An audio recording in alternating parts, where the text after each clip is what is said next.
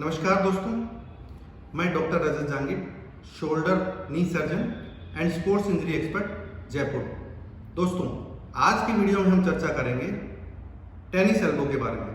तो दोस्तों, tennis elbow यानी कोहनी की एक बीमारी है जिसमें कोहनी के बाहरी हिस्से में, मतलब जो कोहनी के बाहर की साइड में जो पार्ट होता है उसमें दर्द स्टार्ट हो जाता है।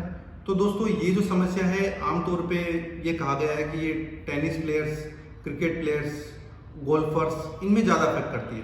लेकिन हमारी जो रूटीन ओपीडी पेशेंट्स आते हैं उनमें सामान्य तौर पे हमें देखते हैं कि ये सामान्य कामकाजी महिलाओं में काफ़ी कॉमन पाया गया है। सामान्य कामकाजी महिलाएं जो घर में कपड़े निचोड़ने का काम करती है या और जैसे बाल्टी उठाने का, इस तरह के जो घरेलू कामकाज है वो ज़्यादा रहते हैं। तो ये जो बाहर के रेशे हैं, जो रेशे ऊपर की तरफ में रहते हैं, आप हाथ को देखें तो दो पार्ट होते हैं फोरआर्म में, एक ये वाला पार्ट और एक ये वाला पार्ट। तो ये वाले पार्ट में जो रेशे अटैच होते हैं वो हाथ को इस तरीके से ऊपर करने का काम करते हैं। ये रेशे इस पॉइंट पे जाके जुड़ते हैं।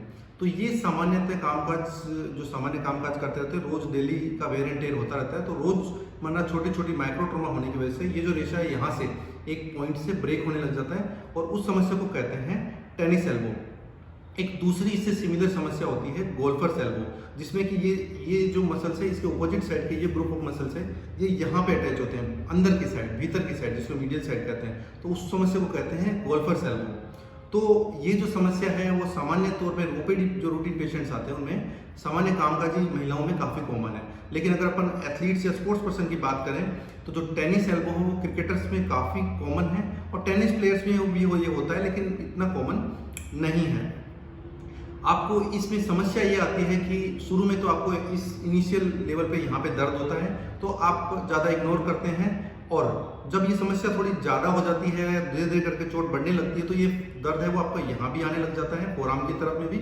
और सामान्यतः आपको कुछ भी चीज़ उठाने में, जैसे घर में आपको पानी का ग्लास उठाने में भी दिक्कत होने लग जाती है, हाथ में कोई भी एक्टिविटी जैसे अपना कपड़ा निचोड़ना, इस तरह के मूवमेंट जिसमें करने पड़ते हैं उसमें आपको दर्द होने लग जाता है। अगर आप प्लेयर्स हैं, जैसे गोल्फर्स हैं या क्रिकेट प्लेयर्स हैं, तो आप जैसे ही स्ट्रोक लेते हैं तो उस वाले पार्ट में एकदम से सडन आपको पेन होना स्टार्ट हो जाता है। अब जब आगे की समस्या आपको होती है एल्बो की, टेनिस एल्बो की, तो आप इसका डायग्नोसिस कैसे कर सकते हैं? सबसे पहले तो आप अपने डॉक्टर को दिखाएं। तो डॉक्टर सबसे पहले ये रूल आउट करेंगे कि ये टेनिस एल्बो के अलावा तो कोई और समस्या नहीं है क्या, क्योंकि एल्बो में जो और भी कोई समस्या होती है तो भी उसको टेनिस एल्बो का सामान्यतः अपने नाम दे देते हैं। तो और जो समस्या है उनको रूल आउट करेंगे, उसके बाद में ही अपन डॉक्टर एग्जामिनेशन के बाद को आपको कहेंगे कि इसमें टेनिस एल्बो की समस्या है। क्योंकि इसके लिए ज़्यादातर जो इमेजिंग स्टडीज है वो इतनी ज़्यादा सक्सेसफुल नहीं है कि अपने कोई इन्वेस्टिगेशन जैसे एक्सरे या एमआरआई इसके लिए प्रिस्क्राइब रूटीनली नहीं करते हैं। खाली डॉक्टर आपके 2-3 मूवमेंट चेक करके, टेस्ट करके आपको बताते हैं कि ये टेनिस एल्बो की समस्या सामान्यतः हो सकती है। इसके अलावा अगर उन्हें कोई और समस्या लगती है तो उसमें एक्सरे भी करा सकते हैं, एमआरआई भी करा सकते हैं, सीटी स्कैन भी करा सकते हैं, बट इसके डायग्नोसिस के लिए आपको सामान्य तौर पे मेजर कोई इन्वेस्टिगेशन की जरूरत नहीं पड़ती है। अब एक बार जब आपका डायग्नोसिस एस्टेब्लिश हो गया तो आपको ट्रीटमेंट के रूप में ये प्रिस्क्राइब करते हैं कि सबसे पहले तो आप उस पार्ट को, जैसे एकदम से अगर आपको पेन स्टार्ट हुआ तो रेस्ट दें। जैसे आपको कपड़े निचोड़ने में या जैसे महिलाओं को आटा गूंदने में अगर इन तरह की समस्याएं हैं तो ये एक्टिविटी आपको 2 से 3 हफ्ते के लिए मना की जाती है। स्पोर्ट्स पर्सन है तो स्पोर्टिंग एक्टिविटी एक बार आपको मना की जाती है। अगर उस पीरियड में मान लो आपको छोटा मोटा काम करना भी है तो इस वाले पार्ट पे लोड नहीं पड़े, इसके लिए एक ब्रेस आता है, टेनिस एल्बो ब्रेस। उसको एल्बो से कुछ सेंटीमीटर्स नीचे बांधते हैं, जिससे आप जैसे ही ये मूवमेंट करते हैं तो ये मूवमेंट आपका यहीं पे ब्रेक हो जाता है, इस एल्बो के नीचे ही ब्रेक हो जाता है। तो ये जो फोर्स जनरेट हुआ है ये एल्बो पे ट्रांसमिट नहीं होता है, तो जो ऑलरेडी डैमेज चल रहा है वो कम होना स्टार्ट हो जाता है। लेकिन ये ब्रेस रूटीन हमेशा हर पेन के लिए एडवाइस नहीं करते जो टेनिस एल्बो का पेन होता है। जब आपको पेन हो और साथ में आपको कुछ हल्की फुल्की एक्टिविटी करनी हो तो ये ब्रेस बांधना लाभदायक हो सकता है, जो आगे आपका डैमेज नहीं होने देगा। अगर आप ये हमेशा 24 घंटे ब्रेस बांधे रखेंगे तो आपकी मसल्स वीक होगी, तो मसल्स वीक होने से आपकी जो समस्या है वो ठीक नहीं होगी।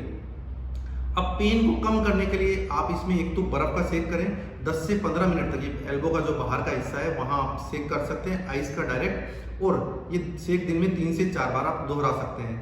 इंपॉर्टेंट बात यह है कि आप इसमें कोई जेल, मालिश, मसाज, मलहम और जो हीट एप्लीकेशन है ये नहीं करें। ये इससे आपका जो पेन है वो बढ़ सकता है। इसके अलावा जो पेन किलर मेडिकेशंस डॉक्टर्स आपको प्रिस्क्राइब करें वो भी आप दर्द के रिलीफ के लिए ले सकते हैं। सबसे इम्पोर्टेंट चीज़ कि इसमें फिजियोथेरेपी का बड़ा अहम रोल है। तो फिजियोथेरेपिस्ट आपका दर्द कम करने के लिए इनिशियल लेवल पे आपको अल्ट्रासोनिक वेव थेरेपी, ये एक मोडेलिटी है, पेन मोडेलिटी जो कुछ हीलिंग भी प्रमोट करती है, उसको यूज करते हैं। और इसके साथ में कुछ एक्सरसाइजेज है, स्पेशली जो ये फोरआर्म एक्सटेंशन मसल्स होती है, जो ऊपर की मसल्स है, इनकी स्ट्रेचिंग की एक्सरसाइज है। तो इस तरीके से आपको ये कोहनी स्ट्रेट करके और इस तरीके से आपको दोनों हाथ आमने सामने की तरफ रख के मसल्स को स्ट्रेच करने के लिए बताया जाता है। इसके अलावा जो दूसरी एक्सरसाइज बताते हैं आपको, वो ये है कि आप अपने एल्बो को इस तरीके से रखेंगे, अप्रोक्सीमेटली 90 डिग्री, इससे थोड़ा सा ज़्यादा फ्लेक्स करके रखेंगे और इस हाथ में कुछ हल्का सा वेट लेके एटलीस्ट 100 ग्राम के आसपास में, फिर ये जो रिस्ट है, कोहनी को इस तरीके से रखेंगे और रिस्ट को ऊपर और नीचे स्लोली मूवमेंट करेंगे। जो ये फोरआर्म की जो मसल्स एक्सटेंसर्स, इसकी मसल की स्ट्रेंथ आएगी। तो ये स्ट्रेंथ बनी रहने की वजह से जो आपकी समस्या है उसमें आपको over a period of time इसमें रिकवरी होती रहेगी। अब इसमें जो अगर मान लो कुछ पेशेंट्स है, जैसे 95% पेशेंट्स को नॉर्मली ये जो कुछ मेडिसिन है इनसे और ये जो मैंने मोडेलिटी आपको बताई फिजियोथेरेपी की, इनसे आराम मिल जाता है। 5% पेशेंट्स में अगर इनसे आराम नहीं मिलता है तो हम आपको पीआरपी इंजेक्शन, मतलब प्लेटलेट रिच प्लाज्मा, ये इंजेक्शन रेकमेंड करते हैं, जो आपको जिस पार्ट में डैमेज है उसी में लगाया जाता है। और इसमें कुछ स्पेशल ग्रोथ फैक्टर्स होते हैं, जो ग्रोथ फैक्टर्स आपके जो डैमेज हो रहा है उसको हीलिंग को स्टिमुलेट करते हैं। साथ में इसमें फिजियोथेरेपी कंटिन्यू रखी जाती है, तो आपकी जो रिकवरी है वो फास्ट हो जाती है, जो आपको जितना समय लगना चाहिए उससे कम समय लगता है। इसके अलावा एक और मॉडलिटी है जो कुछ डॉक्टर्स रेकमेंड करते हैं, वो है इसमें लोकल स्टीरॉयड इंजेक्शन। तो आमतौर पे हम लोग इसमें स्टीरॉयड इंजेक्शन रेकमेंड नहीं करते। पर्सनली मैं तो स्टीरॉयड इंजेक्शन रेकमेंड नहीं करता हूँ, क्योंकि जब आप स्टीरॉयड इंजेक्शन इस पार्ट पे लोकली लगाते हैं तो एक बार के लिए, कुछ समय के लिए आपका पेन है वो डेफिनेटली बहुत सीवियर पेन आपको होता है, तो वो कम हो जाता है, कभी कभी ऑलमोस्ट जीरो भी होता है। लेकिन कुछ समय के बाद में जो ये इंजेक्शन है, वो जो रेशा है, जो डैमेज हो रहा है उसको बहुत वीक कर देता है और एक छोटी सी एक्टिविटी से ही आपका वो रेशा ब्रेक हो जाता है और जो पेन पहले हो रहा था उससे भी ज़्यादा पेन कुछ समय के बाद में आपको वापस होता है। तो इस कारणवश हम नॉर्मली स्टीरॉयड का इंजेक्शन इसमें रेकमेंड नहीं करते हैं। अब कुछ एक जो पेशेंट है 0.001%, बहुत ही कम परसेंटेज पेशेंट है, वो इससे भी ठीक नहीं होते हैं, तो उसमें एक माइनर सी सर्जरी, छोटी सर्जरी होती है, वो भी इसमें की जा सकती है। लेकिन हम आम तौर पे देखे जाए तो किसी भी पेशेंट को इसकी जरूरत सामान्यतः नहीं पड़ती है।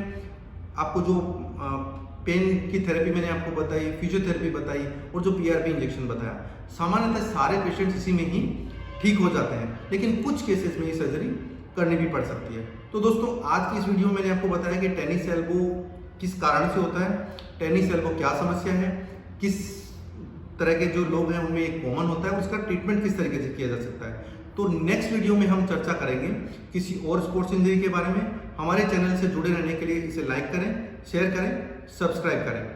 धन्यवाद दोस्तों।